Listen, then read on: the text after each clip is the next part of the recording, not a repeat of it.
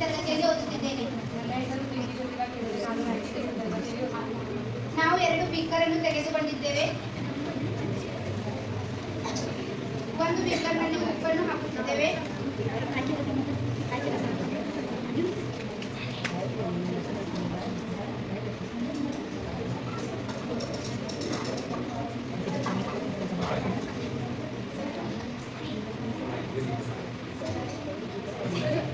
ಮತ್ತೊಂದು ಬೀಕರ್ನಲ್ಲಿ ಮಣ್ಣನ್ನು ಹಾಕುತ್ತಿದ್ದೇವೆ.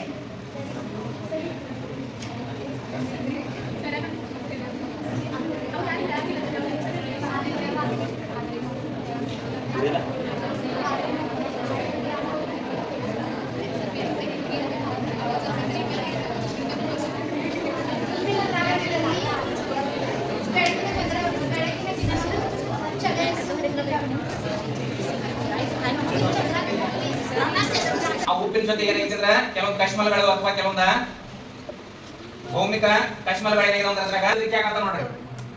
ಹಸಿರಿಸ್ತಾವ ನೋಡಿದ್ರಿ, ಬೆಳಕಿನ ಕಿರಣಗಳು ಏನಾಗತ್ತಾವ ಪೂರ್ಣ ಹಸಿರಿಸಾತಾವ. ಅವ ಬೆಳಕಿನ ಕಿರಣಗಳು ಈಚೆ ನಾವು 2 ಬೀಕರನ್ನು ತೆಗೆದುಕೊಂಡಿದ್ದೇವೆ ಹಾಗೂ ಒಂದು ಕಾಗದದ ಹಾಳೆಯನ್ನು ತೆಗೆದುಕೊಂಡಿದ್ದೇವೆ.